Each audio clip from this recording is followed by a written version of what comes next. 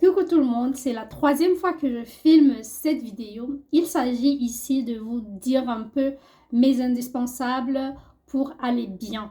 Ce que je fais qui fonctionne un tout petit peu, c'est ce qui a fonctionné ces 6 derniers mois et j'espère que c'est un échange, que vous également vous pourrez partager avec moi des choses que vous faites qui vous aident à aller bien. Ici, on parle dépression, donc pour ceux qui sont nouveaux sur la chaîne, bienvenue. Et pour les anciens, on se fait la bise.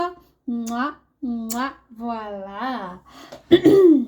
Donc, aujourd'hui, je veux parler un peu de... J'ai fait une petite liste de ce qui m'aide personnellement. Ce n'est pas dans un ordre particulier, c'était dans l'ordre dans lequel les idées me venaient à l'esprit. Donc, on va parler tout d'abord de l'alimentation. Avant que je n'entre dans les astuces qui m'aident, pour ceux qui sont nouveaux sur la chaîne, je vais vous situer. Pourquoi je parle de dépression? Je parle de dépression parce que je suis personnellement touchée par la maladie depuis officiellement diagnostiquée depuis 2014, mais j'ai vraiment pris en compte mes symptômes, la maladie en 2020.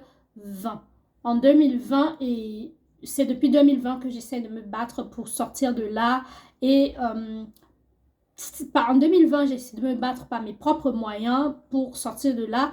Et en 2022, je crois, là, je me suis vraiment tournée vers l'hôpital, le médical, la psychiatrie. Et c'est depuis là que ma vie a pris un tournant incroyable.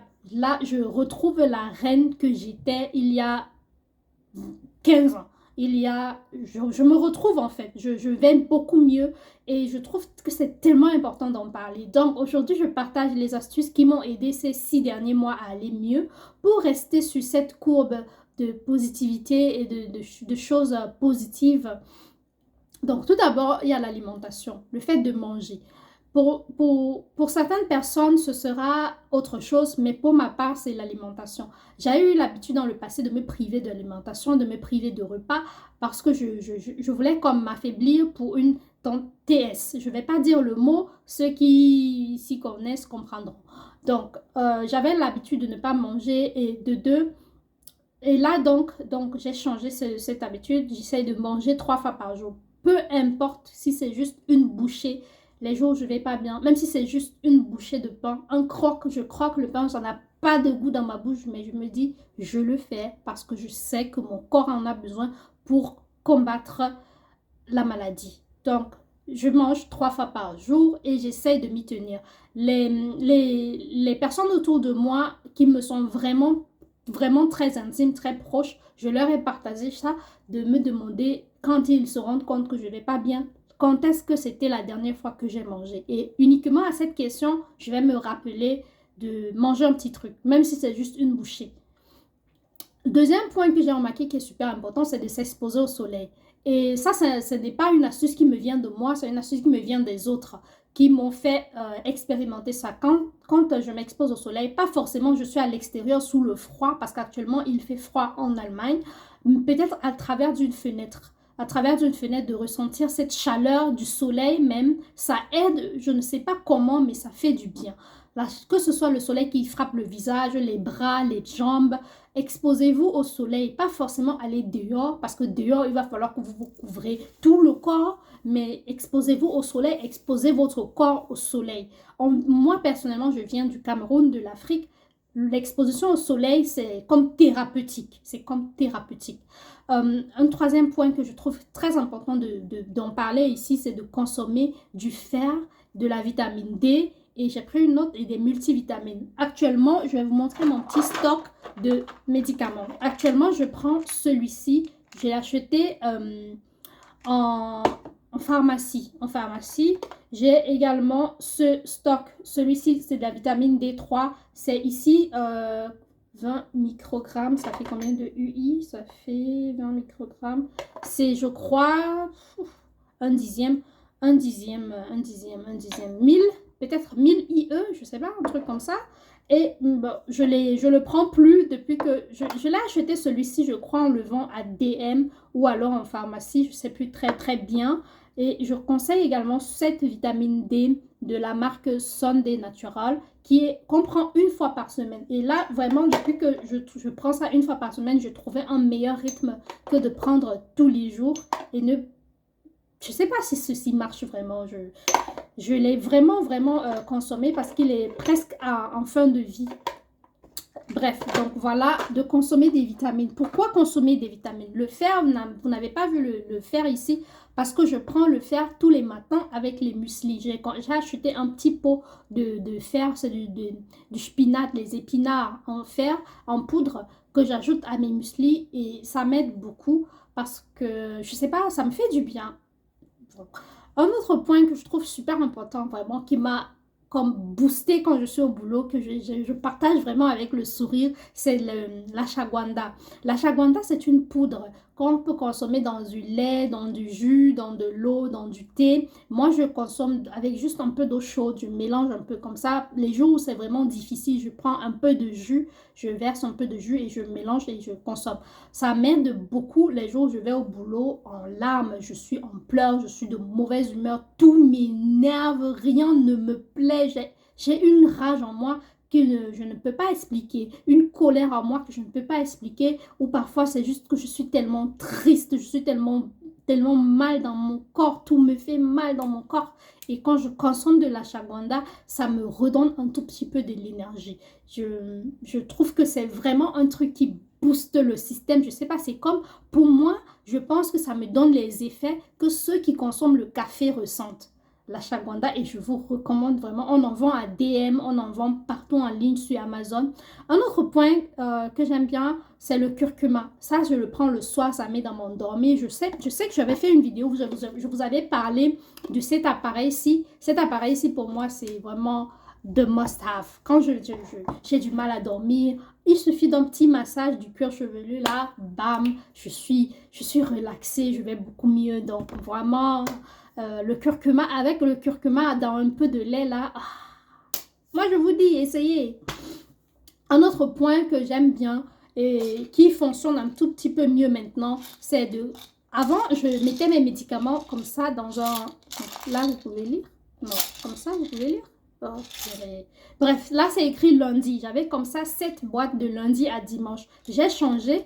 Maintenant, je mets plusieurs médicaments dans un seul pot. Avant, je mettais un seul médicament et je consommais. Donc, je mettais le médicament du matin, le médicament de la nuit dans 7 boîtes. Maintenant, j'ai mis tout ça dans une seule boîte et je la garde près de mon lit avec une bouteille d'eau. Du coup, dès que je dépose mes pieds sur le sol, tac, et je regarde l'heure de la prise des médicaments. Si ça correspond, direct, je prends. Si ça ne correspond pas, direct, je prends ça, je mets dans le sac, je mets un petit peu, un truc qui pour boire de l'eau, parfois même pas d'eau. Je prends ça comme ça, j'avale la salive plusieurs fois et puis ça descend. Très sincèrement, j'essaie d'être régulière sur les heures de prise de mes médicaments. J'ai tellement de points à citer que je vais aller très très vite.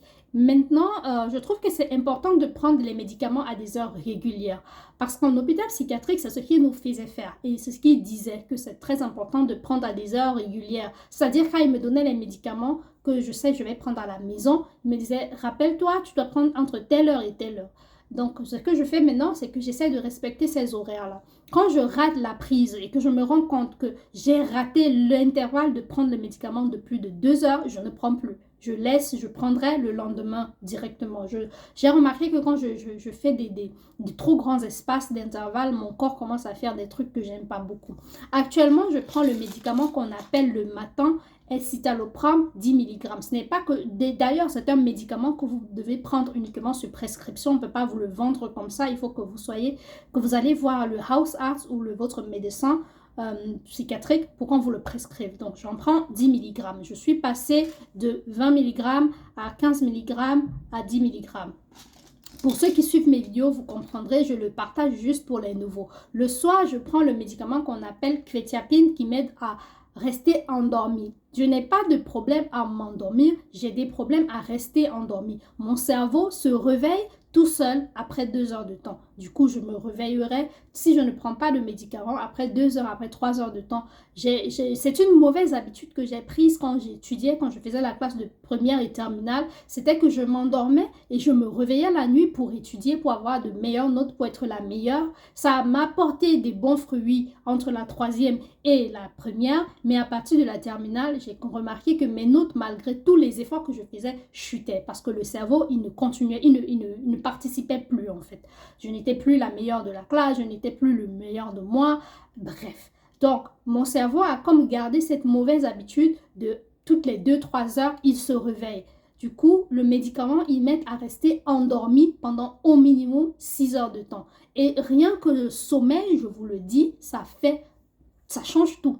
Parce que quand vous entrez en hôpital psychiatrique, la première chose qu'on essaye de vous faire, c'est de vous faire dormir au minimum 12 heures de temps. Parce qu'après ça, votre cerveau, il sera différent. Vous allez être plus calme, vous allez être vous-même au moins à 10%. Ça fait du bien de bien dormir. Le cerveau, pour les maladies mentales, a besoin de sommeil parce qu'il fonctionne trop. Il a besoin de se calmer un peu. Donc, je passe sur la prise des médicaments parce que j'ai trop mis de temps sur ce point-là. Je vais passer sur... j'ai pris des notes, hein, désolée. Le livre sur la dépression.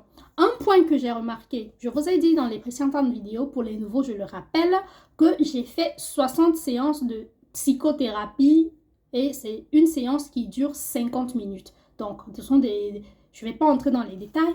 Après, j'ai remarqué dans toutes ces séances, tout ce qu'on faisait, c'est de la psychoéducation. On vous éduque sur votre maladie et sur vos propres symptômes et sur comment vous-même vous trouvez des solutions à vos propres symptômes. Et parfois, vous oubliez vos symptômes. Et le fait d'aller régulièrement à des séances, elle vous rappelle, ah, il y a 2 semaines, tu te rappelles, tu avais dit ceci, ceci, ceci, ceci. Tu m'as raconté ça, ça, ça, ça, ça. Et elle te rappelle, non, tu étais comme ci, comme ça, comme ça. Tu m'avais dit, et tu te dis, ah, moi, je peux penser ça. Bon, si elle le dit, c'est que c'est vrai. Donc, ça vous aide. Et entre-temps, elle parle également de dépression. Elle vous éduque sur la maladie.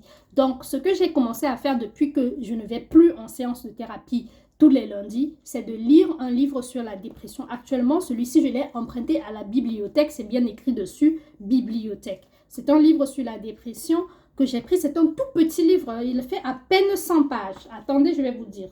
72 pages. Je le lis vraiment à compte-gouttes. Là, j'en ai lu à peu près la moitié, mais vraiment, je prends mon temps. Je lis. Chaque fois que je prends pour le lire, je recommence à zéro. Je lis doucement, doucement, parce que je trouve que c'est trop bien. Ça me rassure, ça me fait du bien, ça me donne des idées, ça m'aide beaucoup. Je vous recommande de lire un livre sur la dépression et de changer les auteurs, changer les titres. Lisez beaucoup sur la maladie. Si vous traversez une maladie précise, lisez beaucoup sur cette maladie. Un autre point que je trouve qui est important, c'est l'oubli. J'oublie beaucoup, j'oublie énormément de choses. Du coup, quand je vais mal, je demande souvent aux personnes qui sont à côté de moi un truc que j'ai fait il y a 2 semaines qui était positif. Ou alors de me parler de moi il y a 1 semaine, il y a 2 semaines, parce que le fait que cette personne me rappelle des événements ou des choses que j'ai faites, que j'ai dites, moi, je me rappelle de ça parce que je ne me rappelle pas. Le truc le plus fou quand on est en dépression, c'est qu'on oublie. On n'oublie que des bonnes choses. On ne se rappelle que des mauvaises choses. Et le fait qu'il y ait quelqu'un qui peut vous rappeler ça, ou que vous pouvez discuter avec quelqu'un et qui vous parle de certains trucs que vous avez dit, que vous avez fait, que des trucs qui étaient positifs, de comment tu étais quand tu étais jeune, et tout ça, ça vous donne un peu d'espoir, ça vous donne un peu de la force, ça vous fait sourire, ça vous fait du bien, ça vous rappelle. Il faut se rappeler. Donc, on va passer dessus et on va parler maintenant du point prendre soin de soi. Ces 6 derniers mois, ce que j'ai beaucoup fait, c'est prendre soin de moi. Là, actuellement, je suis sur ma table de make-up. J'ai plein de trucs. Je prends soin de mes cheveux. J'ai trouvé enfin un truc qui m'aide à faire pousser mes cheveux et j'ai osé acheter parce que les préjugés, c'est « Ah tiens, ça va pas marcher. Il va falloir que tu l'utilises toute ta vie. Si tu arrêtes, ça ne va plus fonctionner. » Là, j'ai vraiment passé l'éponge sur toutes les préjugés. Je me suis dit non. J'y vais à fond, je veux avoir une belle chevelure, ça m'aide à me sentir bien, à me sentir femme. J'ai osé un traitement pour cheveux. Autre chose, c'est prendre soin de ma peau. J'ai recommencé à acheter ceci. Ce que je conseille, c'est que si vous regardez dans TK Maxx, ils ont souvent des produits de peau pour les prendre soin de la peau de bonnes marques en réduction. Actuellement, j'ai trouvé Bioderma, j'ai bondi dessus, j'ai acheté toutes les bouteilles que j'ai trouvées de Bioderma. Toutes les bouteilles que j'ai trouvées, je vous recommande d'aller à TK Maxx si vous trouvez des produits de peau, achetez. Un autre produit que j'ai trouvé super cool, que j'ai acheté, c'est ce fond de teint de Catrice. C'est un fond de teint qui est fait pour les peaux noires Et ça fait longtemps, vous savez très bien, si vous vivez en Allemagne, qu'il n'y a pas de produits en grande marche, en grande surface pour les peaux noires. Bon, il y a L'Oréal, bien évidemment, mais quand on fait le rapport qualité-prix, L'Oréal qui coûte dans les 15 euros à 20 euros en fonction de l'endroit où vous l'achetez, et Catrice qui coûte, je crois que je l'ai acheté à 7 euros, un truc comme ça, ou 6 euros, je ne sais plus bien. Franchement, ça fait un bon rapport qualité-prix et je crois que je vais rester sur Catrice si tout va bien. Prendre soin de soi, comme vous pouvez le voir, je prends soin de moi, j'essaie de me maquiller, j'essaie de prendre soin de ma peau, des masques du visage, des soins du visage, blablabla, prendre soin de mes cheveux, prendre soin de ma peau. Actuellement, j'ai 3 parfums. J'ai pas acheté des parfums chers, franchement, je vous le dis. J'ai acheté des parfums qui coûtent moins de 10 euros parce que c'est mon budget. Je peux pas acheter des parfums de 100 euros, désolé, j'ai pas le budget. Mais des parfums moins chers, là, des petits parfums, des petits trucs. La Rive, vous connaissez la marque La Rive, vous connaissez la marque Bugatti, vous connaissez, ça c'est un cadeau, vous connaissez ça c'est un autre cadeau, bref. Vraiment, faites avec votre budget, mais faites-vous plaisir. Essayez de trouver, de vivre avec votre budget et de vous faire plaisir malgré que vous avez votre petit budget. Et ça fait, pour moi, ça fait du bien. Quand je rentre le soir, je prends ma douche, je me lave, je prends soin de mes cheveux, je prends soin de mon visage, je me mets un peu de parfum pour me coucher là. Franchement, je me sens belle dans mon sommeil. Franchement, je me sens belle. Même si physiquement, mon corps a des douleurs ou un mal quelconque parce que vous savez, on tombe malade, bref, je vais passer dessus pour que la vidéo ne soit pas longue.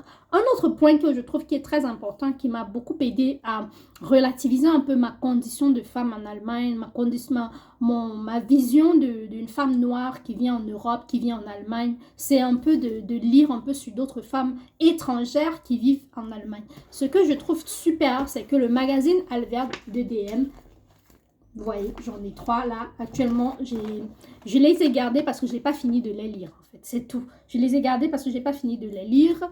Celui actuel que je lis, je vais vous montrer l'interview qui m'a un peu fait du bien. Attendez que je retrouve la dame. Mince, où est-ce qu'elle est? C'est une femme noire avec... Ah, tiens, la voici. Non, je l'ai perdue. Attendez, ok, là, c'est bon. La femme typiquement noire avec des rastas qui raconte. C'est une femme noire qui vit en Allemagne.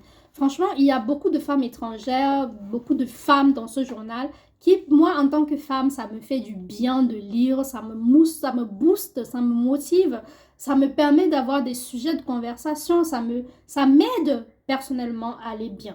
Donc, si vous êtes une femme noire, vous vivez à l'étranger, parfois c'est pas facile, bref, je passe dessus. Comme j'ai dit dès le départ de la vidéo, c'est de partager vraiment les choses qui me font du bien et qui m'ont fait du bien pendant ces 6 derniers mois, qui m'ont aidé à garder le cap, à rester sur la positivité, la bonne énergie, même s'il y a eu des moments où je n'allais pas bien du tout. Donc, on va passer à ça. On va maintenant, je vais vous parler de calendrier. Pourquoi avoir un calendrier de maladie? Parce que dans ce calendrier de maladie, vous notez toutes les fois où vous étiez malade. Et malade, pour moi, c'est arrêt de travail, arrêt maladie, vous êtes à la maison, c'est vraiment ça, maladie. Peu importe la maladie que vous avez, parce que une fois que vous avez une maladie chronique, une maladie qui est là depuis plusieurs années, beaucoup d'autres maladies peuvent facilement, vous pouvez contracter beaucoup plus facilement d'autres maladies parce que votre corps, votre système est déjà affaibli. Donc, le calendrier de maladie m'a aidé à me rendre compte personnellement de mon évolution. J'ai été malade pendant 3 mois d'affilée. Ensuite, je suis passée à malade, je me portais malade toutes les 2 semaines. Après, je me portais malade tous les mois. Actuellement, j'ai remarqué quand j'observe le calendrier de 2024, nous sommes aujourd'hui en novembre, j'ai remarqué que je me portais malade à peu près toutes les 6 à 8 semaines. Il y a au moins un jour où je vais me porter malade parce que je ne vais pas bien, parce que j'ai craqué, parce que rien ne va dans ma vie. J'ai des idées très très noires de TS. Tout va mal dans ma tête. Et là, je prends un jour de repos. Et tout ce que je fais pendant ce jour-là, c'est de manger et de dormir. Parce que je sais qu'après 3 heures, après au moins, si je réussis à faire 12 heures de sommeil, peu importe si je dors la nuit, je fais une petite sieste, j'essaye juste de dormir beaucoup pendant cette journée-là, parce que je sais qu'après ce bon repos, mon cerveau déjà, il sera dans un autre level de fonctionnement, j'irai beaucoup mieux, et physiquement, les symptômes seront un peu réduits. Donc, voilà, observez votre rythme. À quel rythme vous tombez malade ou vous vous portez malade. Et ça va vous aider personnellement à voir venir les jours où vous allez pas vous sentir bien. Vous allez voir ça venir et vous allez pouvoir les espacer. Donc, actuellement, j'essaie de passer à tous les 2 mois. Donc, actuellement, j'essaie de passer à vraiment tous les 2 mois. Je ne me prends pas des objectifs super grands. D'accord? Je suis actuellement à tous les 6 semaines, 8 semaines. J'essaie d'être vraiment à passer le cap à être toutes les 8 semaines. Donc, et ce sont des petits objectifs qui m'aident de garder le cap sur la positivité et de me dire, tiens, bon, tu vas y arriver et de pouvoir aussi satisfaire les personnes qui m'emploient parce que mon patron, il pète un câble chaque fois que je me tombe malade, je me porte malade, il pète un câble, il ne croit pas déjà en la dépression, et donc pour lui, je fais un caprice, je veux rester à la maison, j'ai envie de rien. Pour lui, c'est ça en fait, mais il ne se rend pas compte à quel point c'est vraiment une maladie.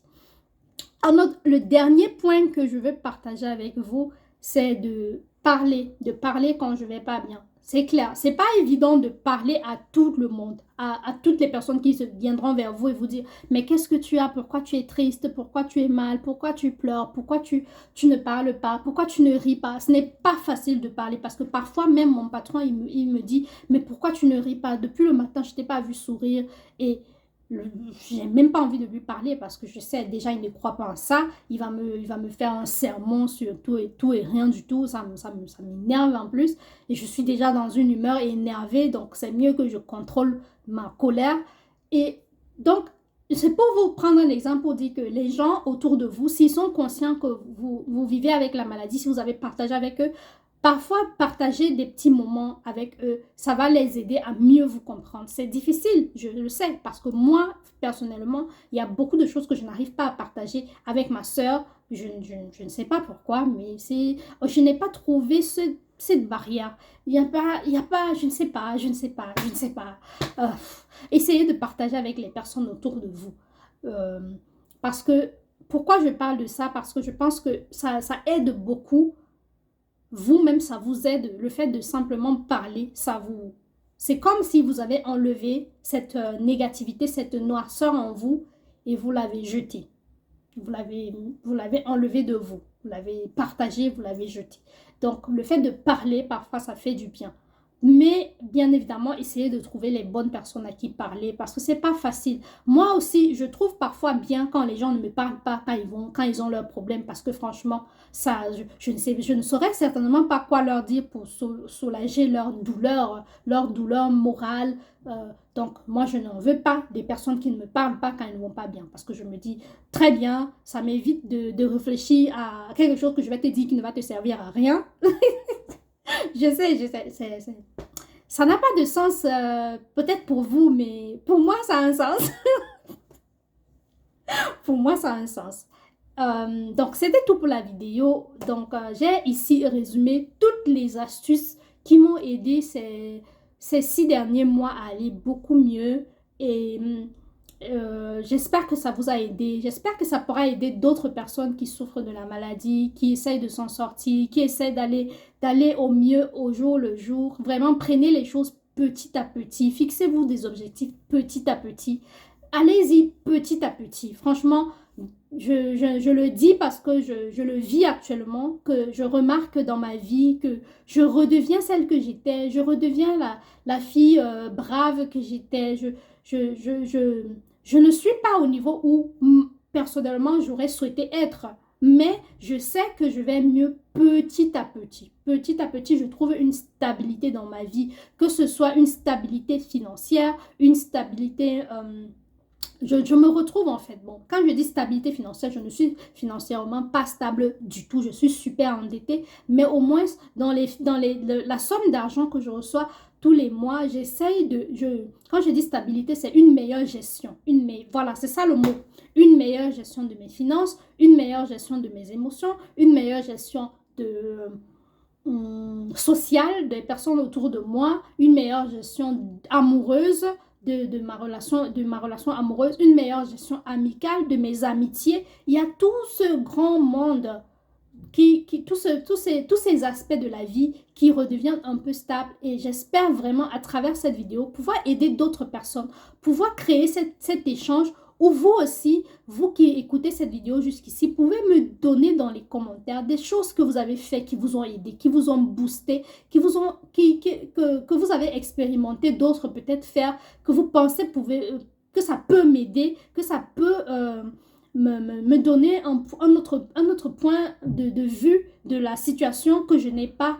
Et cet échange que j'aimerais créer, c'est sous les commentaires. Laissez-moi des commentaires. Si vraiment vous avez décidé de ne pas parler, de ne rien dire, laissez-moi au moins un like, abonnez-vous à la chaîne ou alors partagez cette vidéo avec une personne que vous savez, cette personne actuellement traverse des moments difficiles, ne va pas bien ou tout simplement partager parce qu'on ne sait jamais qui peut cliquer et qui peut aimer le contenu afin que ma chaîne grandisse, afin que le awareness, c'est-à-dire parler en fait avec les autres, que beaucoup de personnes, je sais pas, j'ai trop parlé là, je suis fatiguée.